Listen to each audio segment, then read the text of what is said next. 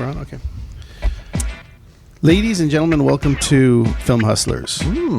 It's good to see you. It's good to see you. It's good to be seen. It's been 2 weeks. Has it been 2 weeks? Yeah, well, because Anne's episode was so informative that we left it up for 2 weeks. That's how great it is. It was good. What an impact. Yeah, what an impact. She had a lot of good stuff to Now say. I know where you get your... Yeah, you know, you've been snowing us this whole time. Anne, it's really Anne. Let's bring her back. Co-host. Dude, I think she should. I mean, so many people commented on how much great information she gave on her interview. So Yeah. it was pretty awesome, I thought. But we'll have her back. If you're listening now, give us a like on Instagram.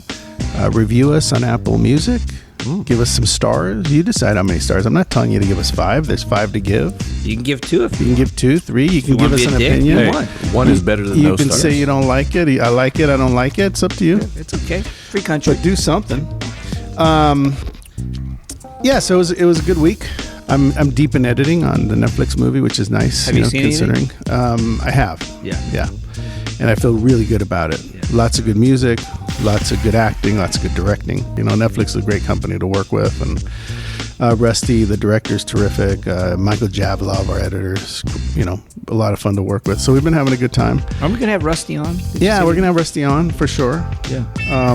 Dave, you know him too, right? Yeah. Rusty Cundiff. He did Fear of a Black Hat. He did Tales from the Hood. Some Chappelle show. Chappelle show, directed Chappelle. Really? Yeah. Okay. But yeah, it's been a lot of fun. Officially, by the way, we unofficially announced that Beautiful Darkness was in the Los Angeles Shorts International Film Festival. Right. It was premature because we weren't supposed to say anything until yesterday. So now we could say officially there we go. are in the festival. The funny thing about getting into a festival, you can apply before you're done. Yeah. Right? You're in editing, you got temp music, you got temp everything. You could still take that movie that's not finished and submit it.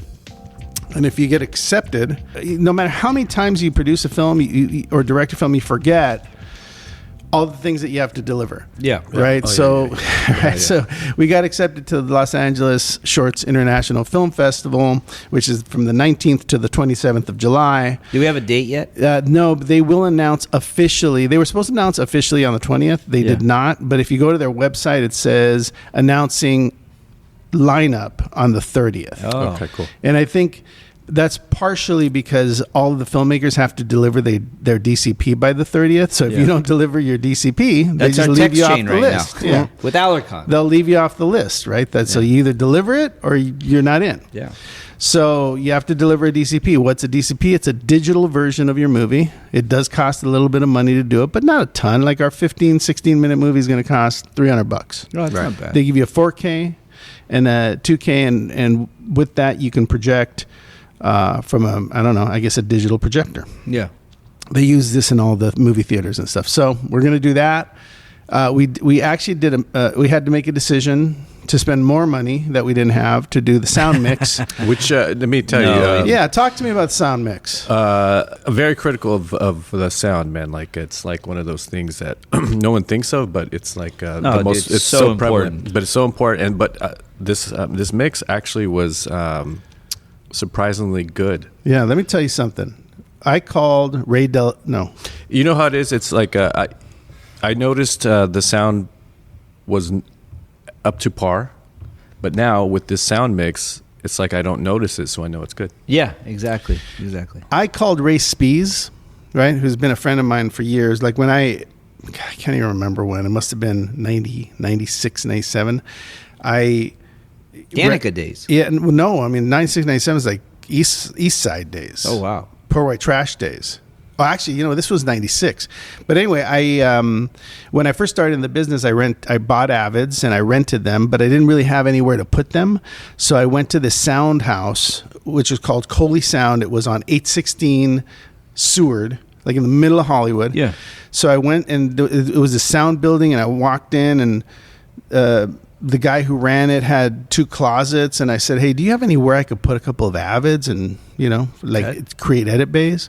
He was like, "Well, I have these 2 closets," and he kind of needed the money, so he was like, "You know what? I'll take all the stuff out of here, and you can put edit bays in here." And it was the coolest little building, and I rented those 2 rooms from him. I put our Avids in there, and anyway, Ray Spees was doing dialogue editing, which is what he does. He dialogue edits, right? And it's funny because I was talking to him via text. He listens to the show. Hey, Ray. And I met Ray. Yeah, you know Ray. Ray was on Manny's pilot. Yeah. Suspect. Ray directs and he produces and he dabbles in all of it, right? But his what I know him to be is an amazing dialogue editor. Right. So anyways, I don't know why I hadn't sent him the movie, and I decided, like, as we were getting towards the end of our journey here with the movie, I thought, you know what? I'm going to send it to Ray, hoping he would do it for free, by the way.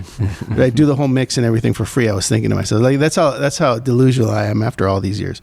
But I sent him the movie one night and I said, hey, take a listen. Let me know if you think I need extra work. And of course he wrote back and was like, tons of stuff. yeah, you need a mix. I can do it for cheap. Like, you need a mix. Oh. He said, you need a mix. He goes, you need to drop a couple of dollars on this. You need to Do it take right. care of it. He goes, I'll help you. Yeah. But we can't mix it for free. Like, you got to pay people, Yeah. So- Which is right. That's the right Yeah. thing. So he said, I've got this guy, Dave Eichhorn from Post in the Woods. And it's funny because I used Dave to do my ADR for Holiday in Santa Fe. So Oh, did you know that? no, I already? didn't know that. Oh, that's I cool. didn't know that. I knew it when he sent me Dave's information. I was like, oh, I know Dave. Yeah. But long story short, as a filmmaker that's trying to save money, and we're doing our best to, cut every corner and make the best movie, Ray texts me. It was a late night text, and he says, he goes, you spent all this time Yeah. to make a movie that looks great. Yeah. And now you're not going to do a sound edit. You're not going to do a mix. You're not going to do a dialogue edit. Just so you know, a dialogue edit is like, you shoot all your scenes and you cut them together and you hear all this different room tone. Yeah. And you hear a refrigerator in one and you hear a car going by in another. And there's all this shit going on behind people's dialogue. Yeah. So to meld that together, there's all these tricks.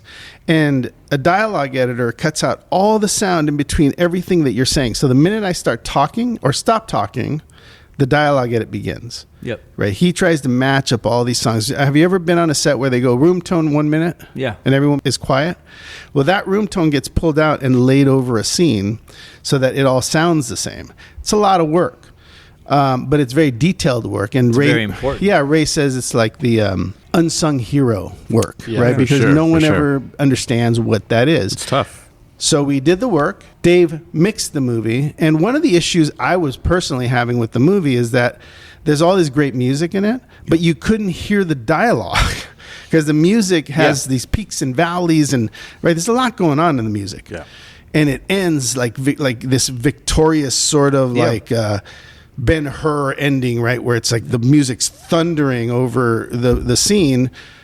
And I was always thinking to myself, just someone needs to mix this in a proper program, right? Because what I use is Audacity for this show and stuff, and it does some stuff. It just can't do everything. So I wrote to Ray. I said, okay, let's do it.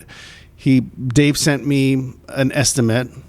It was, bird level, pigeon level estimate, Yeah. right? Because it costs money. Yeah. But I said, you know what? Let's do this because, it's the last thing you're going to do and do it right. So I sent it to him and I sent him notes. I said, look, I'm having trouble with this last song. I can't hear the dialogue and it's whatever it is.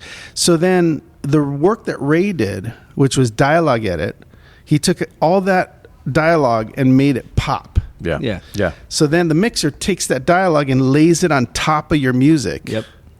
And then he mixes the music to a point where you could hear the music loud and you can hear the voice loud. Yeah. And we didn't have Perfect. that before. No.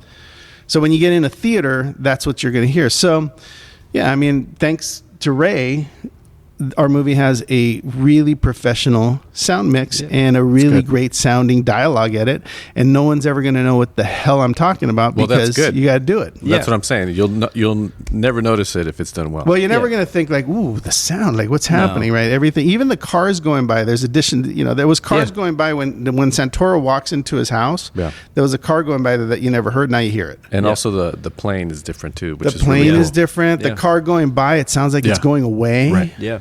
All that stuff is really well done. So I don't know all that to say, you have to make decisions at the end of the day. If you don't have it, you don't have it. Yeah. If you can find a way to get it, then unfortunately, I put it on a Word. Film Hustlers credit card. Yeah. and we're in debt to the credit card, but it's worth it. But it could be worth it in the end, right? Yeah, I mean, you can't go that far down the line and then cut the end and not have it. Well, I mean, if it doesn't sound right, then you eliminate the people enjoying the movie. Yeah. Right. And I think that's what Ray was trying to say. It was like, you don't want to spend all this money with all these great actors and then not be able to hear them. Yeah. Right. And he's right. And when you listen to it, you really get what he's talking about. So, call a friend, talk to your mixer buddies. It's important. I think in some cases, I have gone, like I did a documentary where I did not have a mix, but Rich Alarcon and I were pretty on top of it, and we could hear things, and it was all fine. Docs, I feel you can get away with a lot this more. film we couldn't get away with it. You had to mix it, you had to dialogue edit it, you have to put sound effects in. I think they even put footsteps in some areas. Yeah, they did. Yeah. Yep. So my hat's off to all people that work in post. And it's unfortunate because I think as an indie filmmaker, and you're going to run into this making your movies all the time, is that you're going to spend the money on the picture, you're going to end up in post, and you're not going to have any money to do post. Yep. Then they're going to say, hey, you have to deliver it for foreign, or you have to deliver it to this, and you're not going to have money to deliver it. Yeah. Right? So you got to go back to all your investors and ask for more money. But you allot that, right? Like when you get your... I mean, yeah, let's say you have $100, you're going to have to take 20 out and put it somewhere where you don't use it. But the problem is that then all of a sudden you're like, I need this. And then you're like, oh, remember that let's grab that $20. And at the moment it seems like a good idea, but then you end up in post and you're like, oh, I needed that $20. Yeah. Mm-hmm. And I'm talking 2,000, like 20,000 sometimes. Yeah. In our case, 10,000, it gets expensive, but it's worth it. Yeah, the mix was worth it. Yeah. And it was worth having a conversation with Ray. I mean, like I said, we were just texting, but at the end of the day, I think the answer is, there's professionals, dude. Sound mixers win Academy Awards. I say this all the time, by the way. Every department that wins an Academy Award wins it for a reason. Yeah. They didn't just say like, oh, okay, give him that guy. Give best that guy mix on a film just because, right? There's a lot of like Scorsese writes to music. I think even Tarantino does, which means like they have songs in mind while they're writing these scenes, and they put that in. Well, I can see that. I get inspiration like that too. Yeah. I remember I did that too, and then I had a guy read my script. And he says, "You could never do that," and I was like, "All right." So I stopped doing it. But it's true. Like, it does. Music is so important in so many different ways in a film, even from like a writer standpoint. Like, you have to get the flow and the feel, you know what I mean, to move the story, to drive the story forward. Well, you got to collab, though. You got to collab. Well, yeah, you do. Like sometimes temp music and your music soup, whoever does your temp, usually your editor, sometimes they're musically inclined. But you're still building a vibe. Yeah, you're still building a vibe. So if you write that in, this is the song that I like in this scene, then at least your editor knows, okay, and if he's going to drop temp music, he drops that song, even if you can't use it. You could have a vibe, you could say like, oh, like I think in the current movie I'm doing, it's like an R&B Christmas sort of thing. Right. A cappella Christmas sort of thing because of Pentatonic's music eventually in the film. So yeah, there's a lot that goes into that. So it's a powerful thing when you work on every aspect of your film and work it to the point where you're satisfied with everything happening. But, there's a lot of directors that write a movie and direct a movie with music in mind. Like Tarantino changed the face of music licensing. Because when he started making movies, like when he did Reservoir Dogs. Yeah. And he used all those really cool songs, like when he's cutting off the dude, like when what's his name's cutting off that guy's ear. Yep. That song is a classic song, but at the time, people hadn't heard it in a while. There was no internet. Well, that soundtrack for that movie, I'm thinking Pulp Fiction. Sorry, that was that too, though. Yeah, too, but. And but a lot of those songs though that he used, they weren't really like popular songs. No. So he created a sound that used old music that was popular that you hadn't heard in a while, and combined it with really interesting scenes. Yeah. And then music companies started going like, wait a minute, these old songs are worth a lot. And now people like me working on even the movie I'm doing now, is paying $200,000, $300,000 for one song, and it's not even an oldie. Yeah. Right. But it is Christmas, so Christmas is expensive. But you know what you could do is you can go to extrememusic.com if you find something you like. Dude, I'm using. You're gonna find something there that could match or come close. I'm using Extreme right now. In fact, I called Extreme Music, or I emailed. Sorry, I didn't call them. I emailed my rep at Extreme Music, and I said, I'm doing a Christmas thing. I need some R&B. I need some a cappella. So this is one step further. Normally, I'm out here preaching that you can punch in your information. Well, I got one better. You sign up with their service, and someone emails you and says, what can I get you? And you can tell them what your project is, and they'll send you files. The reason I'm saying this is because no one knows the library better than the people that are Extreme. Yeah. They even call. Like, I remember being, the guy called me one day, and I was like, he's like, hey, I'm from Extreme Music. I thought it was for the show. I was like, oh, okay. He's like, just wanted to make sure everything's going all right. You thought they were going to cancel the sponsorship. No, I was like, okay. I was like, is everything all right? He was like, no, I'm asking you. And I was like, no, everything's great. He was like, I just want to, I'm here for you if you need anything. I was like, damn, what kind of customer service is that? Amazing customer service. And like I said, if you have scenes that if you don't want to sit down with a glass of wine and search their library for 3 hours, that sounds good. Right? You could just email the guy or call your rep, whoever works at Extreme, and say, "This is my movie. These are the scenes. This is what the vibe I'm going for," and they'll send you a file. Of songs to listen to, which I think is pretty cool. Sometimes it is kind of nice, though, to get a glass of wine and just go through the library. Just sit there. Fun. You just sit there and you pick music and you think.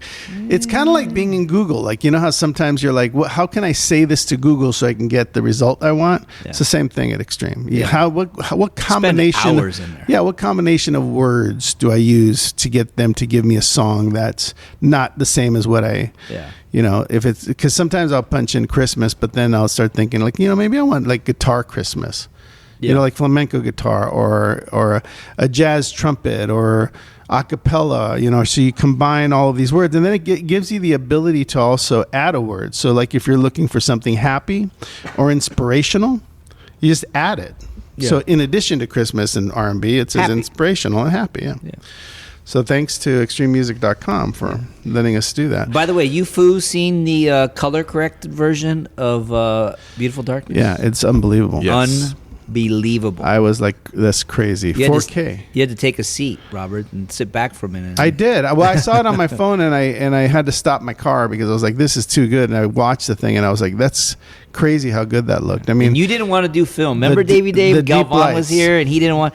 Galvan's eyes lit up when I said, let's do film. He's like, if we want to do film, I'm in. I think you're mistaking concern for the inability to shoot enough stuff. As we're dead. But look, I've shot on film. I've cut on film. Yeah. I've done it all. I've gone from nonlinear to linear to 1-inch tape. I mean, I've done it on every possible format. I like film.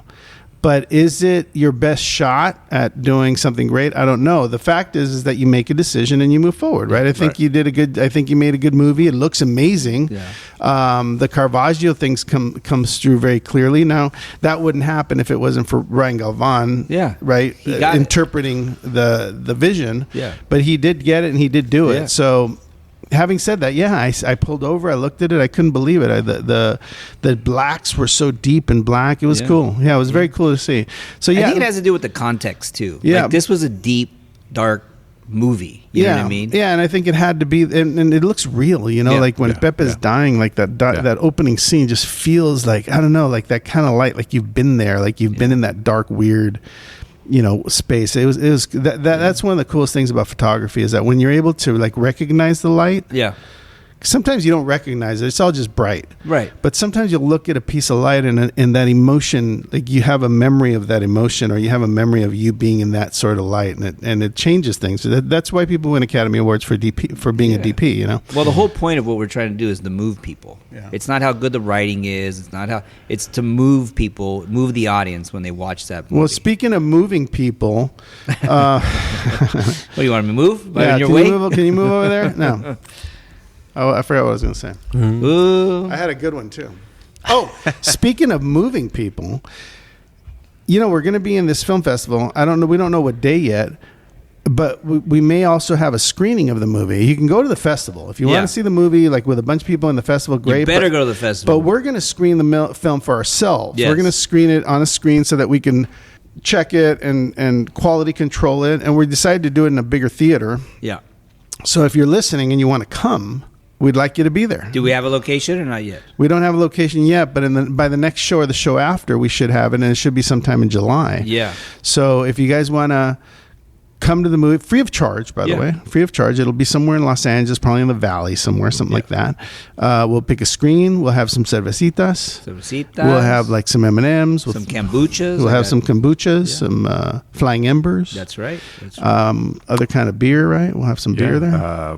Golden Road beers. Golden Road beers. Those are good beers. Some Say Souls wine. Okay. Oh, cool. So we're inviting our listeners or a few of you to come have some beers, have some or soda or water, we won't have any a snack, and watch this 4K master in all of its glory with us. Yeah, with the Film Hustlers. Yeah, that's what we did this whole show for you guys. Yeah. That was the whole point of doing the movie, is to show you that it could be done. So now we can show it. And if you want to come hang out, we want you to come hang out, take pictures, put it on the gram. Yeah, we're gonna do a step and repeat. We don't have the money. Yeah, well, what's it, $100 to do a step and repeat? No, am I? That's like 1986. It's about a little bit more, but we should do it or something. You know what I mean?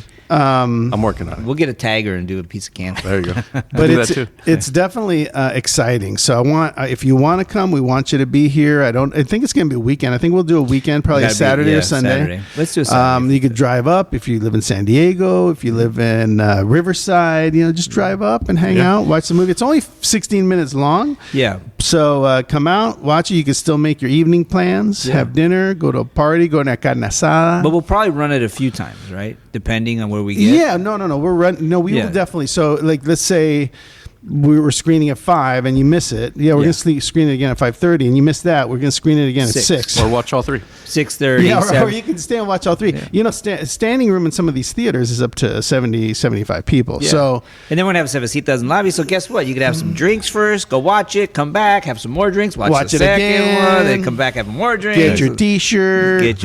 Oh yeah, we got T-shirts and stickers. What's up? We got to represent. Yeah, no, it's gonna be fun. So if you are interested, let us know. We'd love to have you. Yes. Ray's gonna be there. Ray Spees probably be there. Dave Eichhorn probably be there. Hey, he was really giving me a hard time about it. He was really, he was like, "No, well, you can do all He's this. right, though. You're going to do all this good work, and you're not going to give it. He's right. You're not going to give the sound any love." Yeah, and I was like, "No." I was mad at him. I was like, "No, I want to do what I want. I don't have to do sound if I don't want to." And then I was like, "Okay." Here's Roberts with his ego again. And then I said, "Okay." Yeah. Okay. No, it was a good choice, good decision. Yeah. Dude, it's amazing. Like I'm telling you, when I heard that sound and I could hear Santoro say, "You're the kite." And Hey, no spoilers. No spoilers. You got to come watch the movie. Never mind. No, it's great dialogue, great acting.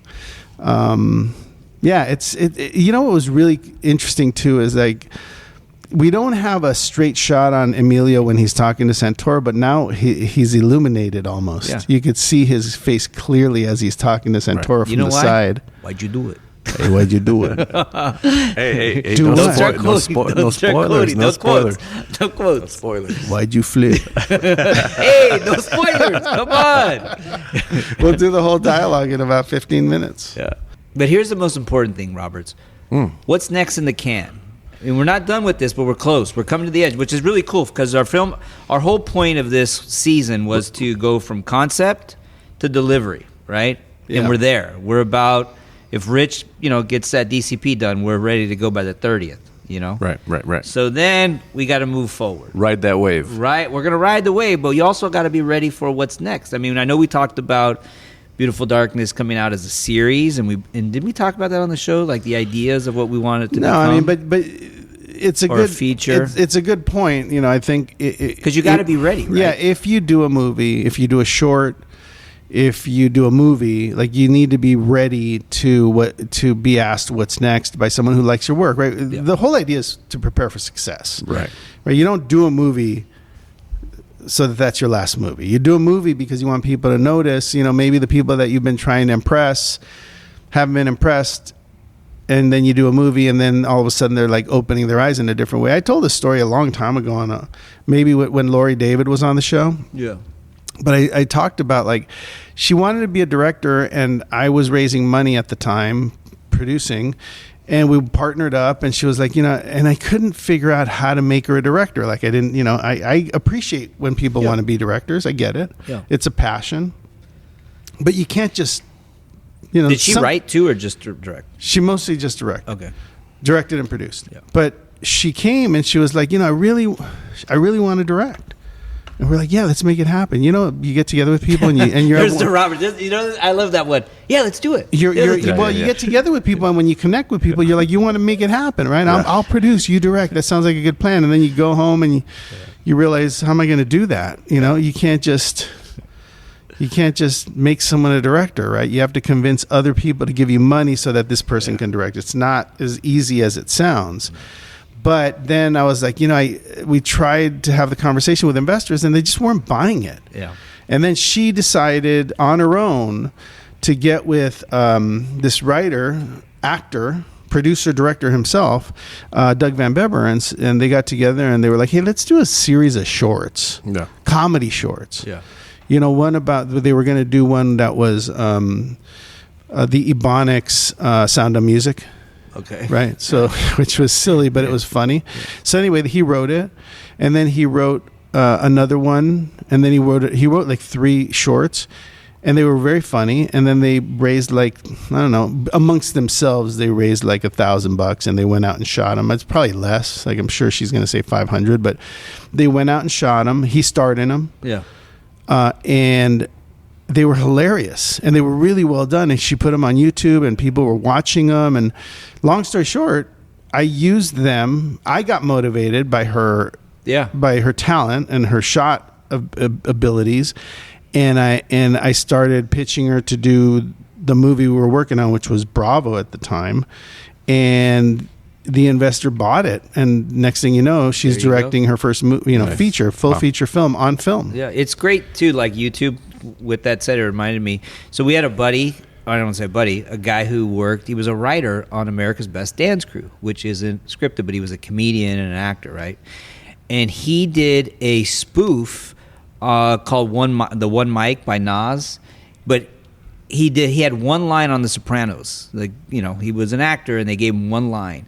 And so he did a spoof on that song and posted it, and David Chase saw it and ended up auditioning for Boardwalk Empire, and he fucking was Michael Shannon's partner in the first, I think, the 2 seasons. That's amazing. Isn't that amazing? Dude, people get breaks in this. The people get breaks. I think people need to wake up every morning and understand there's magic in the world. You just got to go and do like what Lori did. You got to go and do step out and make things happen and create stuff, and like go make your movie and at all costs, and ask people for money and figure out how you can step forward, because you'll meet other people and things will happen. I think we're a society of people that don't believe that there's magic out there, that you're going to step out and that someone's going to say, yeah, let's do this. So I had breakfast with a writer today that worked on Ashley, and we were talking about Camilla and Molly, who wrote Meet Me Next Christmas. And, Camilla and Molly I knew from writing on Ashley Garcia, but they had never written a feature before. Yeah. But I never thought about that. A lot, like, if I tell too many people what I'm doing and tell them who I'm doing it with, they'll tell me not to do it. Right. Oh, hey, I'm gonna pitch this feature idea starring Pentatonics to Netflix with 2 writers that haven't, or a writer or whoever that hasn't written a feature film or sold one before. Yeah. A bunch of people probably say don't do it. Right. Yeah. But I didn't think about it. I was like, I like these writers. They're amazing. Yeah. I know the person at Netflix, and I have a contact to Pentatonics. So I just decided, you know what? I've got all the ingredients. I'm just going to throw them in a bowl and see what happens. Yeah. And we went, and they bought it. Yeah. And it was the first place we went. And I bet you they delivered a good script, right? Amazing. Yeah. They're great writers. They totally deserve to be writing features, TV, whatever they want to write. They should be writing it. Can we have them on the show? They're not. We haven't had them on. They're really very upset about it. Oh. We should have the Molly and Camilla on. I mean, clearly they're talented. They're working on all kinds of stuff. They just came off of The Neighborhood. Are they? They were duo? staff writers. They write together and they write separate. Okay. But it just so happens that they were writing together on Ashley. They wrote together on The Neighborhood. Are they like roommates or partners? Molly's married, just had a baby, and Camilla's traveling the world. Oh, that's kind of cool. Yeah, and they write together and they work on stuff separately, but yeah, it was that's something that I'm very proud of. You know, the idea that I don't let people tell me that you have to have a certain kind of writer, or you have to have someone who's doing this or doing that. Like, I just do what feels natural, and I let the companies decide if they want to do it. It's not up to me. Yep. Right? We went in with Johnny Porcher to DreamWorks, sold his pitch based on his story. He's not even a writer. He's not even in the business. Yeah. Right? He's not even in the business. He pitched Mark Surian, the president of DreamWorks, and we walked into the parking lot and they were like, "We want it. Come back in." And that was that. Yeah. But no one would have imagined that that's a possibility until you dream it. Yeah. You dream it, you go, you take the meeting, Yeah. you know, people might be laughing at you in the morning going like, "Where are you going? You're going to pitch what?" Yeah. Hey, I'm that's pitching- Macy's in the elevator. I'm going to be a producer. You're That's gonna right. what? That's exactly right. No, but look, I think it's not just me. It happens to a lot of people every day, right? People sell stuff every day. Yeah. People, your friends text you and go like, "Hey, I sold this thing. I'm making this movie." And you're like, "How? What?" Yeah. Right? Because people get opportunities. When I go and meet with somebody, I know that the best chance I have of selling something is if that guy across from me, who's an executive, can understand what I'm trying to pitch within a minute and then turn around and think, you know, if I tell my boss what this guy just told me, this is going to be a really good idea. Yeah. So if you can pitch someone in a meeting that's going to turn around and say like, wow, this is going to sound really good coming out of my mouth when I tell my boss. He turns around, walks out the door, walks into his boss's room and is like, I just met with Rod Ranks and he had this idea where you extract Yeah. Oh God, here we DNA go. from a No, dinosaur don't start bone with this thing and again. you create a dinosaur and then it wreaks havoc and gets out high and concept. kills the world. That's high concept. Dude, high concept sells. But anyway, so the point is there's magic. Don't let people tell you how to do it or how it should be done or whatever. I know we do it a lot too. Hey, you have to have a showrunner, team up with someone who knows what they're doing. But it doesn't have to all be that way. No. Not everything you do has to be in that box of what they're looking for. Maybe some of it or 90% of it. Yeah. But wake up one day and be like, I believe in this guy. I believe in that writer. I want to. If the company takes the pitch, just go pitch. At least it could be a practice. Yeah. Do the late night calls. They like you said. could laugh you out of the room. Who cares? Give it a shot. Well, I'm not going to name names, but you were saying how there was somebody who's pretty well known now, who's that used to get laughed out of rooms, right? That you've been in meetings with, and Absolutely. and now like everybody wants to work with this guy. Now you can't. Now he can't. He's turning down work. Yeah, exactly. There has to be two of them. Yeah. Anyway, this was a good show, man. I'm glad we talked. Inspirational. Lots to talk about. What's our takeaway right here? Go do work, right? Well, the takeaway is Hey, don't be stopped. Throw your hat over the don't fence. be There you stopped. go, Throw your Davey hat Dave. over the fence. Call your friends who are mixers and make sure that your movie sounds Yes. good. And if it doesn't, they'll be honest with you, and you'll have to go do the work. So, shout out to Ray Spees and to Dave Dave Eichhorn from Post in the Woods, and for making our film great. And of course, Russ Emanuel. Yeah, Russ Emanuel for sponsoring us. But yeah, if you're going to take anything away, plus we invited everyone to our screening, but if you're going to take anything away from the show, it's keep trying, take the big pitches. What the hell? Yeah. Just be ready Yeah. and know that guy sitting across from you or that girl sitting across from you, that woman sitting across from you is looking for an idea that they can go sell to their bosses. Yeah. Even if you're nobody and your idea kicks ass, Johnny Porcher story, Yeah. you could sell it to DreamWorks. Yeah. Why? 25 words or less. That's what Spielberg said. Make it you happen. could pitch me in 25 words or less. You have something. Okay. See you next time on. You almost forgot. What's the name of the show? Oh my God! This Let's guy. get into Film Hustlers. Let's get into Film Hustler Film Entertainment. Hustler. Let's get See you into next Film time. Hustler.